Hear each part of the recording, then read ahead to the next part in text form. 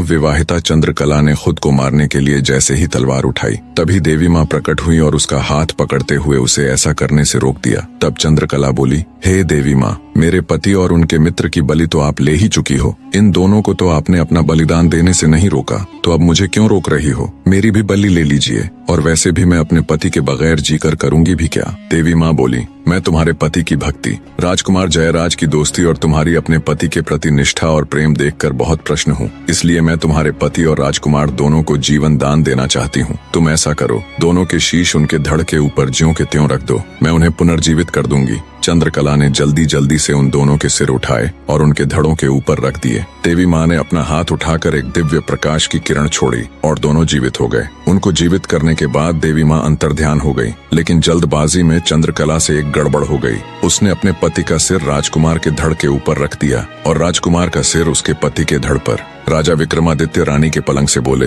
रानी के पलंग बताओ, अब चंद्रकला किसकी पत्नी हुई? बनिए के लड़के चंद्रपाल के धड़ वाले की या फिर उसके शीश वाले की? रानी का पलंग बोला, महाराज, मेरे अंदर इतना दिमाग कहाँ कि मैं आपकी ये गुत्थी सुलझा पाऊं। मैं तो यहाँ पड़ा रहता हूँ एक तरफ, ना कभी रानी मुझे झड़काती है, ना कभी बिछाती है, मेरे ऊपर तो धूल जमी रहती है। ये सुन रानी अबोलदे गुस्से से बोली, रे पलंग, तेरी ये मजाल, हर रोज तुझे अच्छे से झड़काऊं, हर रोज तेरे ऊपर नई चद्दर बिछाऊं। तू मुझसे तो कभी बात करता नहीं और परदेसियों के साथ तू मेरी झूठी बुराई करता। सुबह होने दे, तेरे 18 टूक न करवाए तो कहना। फिर रानी राजा विक्रमादित्य से बोली, आपके न्याय के बहुत चर्चे सुने हैं, आप ही बताओ चंद्रकला किसकी हुई? तब राजा विक्रमादित्य बोले, हे रानी, चंद्रकला उसके पति के सिर वाले की हुई। रानी के बोलते ही राजा विक्रमादित्य बोले, मार रे ढोलिया ढोल का डंका। रानी अबोलदे एक बार बोली। ढोल वाले ने तेजी से ढोल पर डंका दे मारा। डंके की आवाज सुन जेल में पड़े रानी के कैदी भी खुश हो गए, आपस में फुसफुसाने लगे,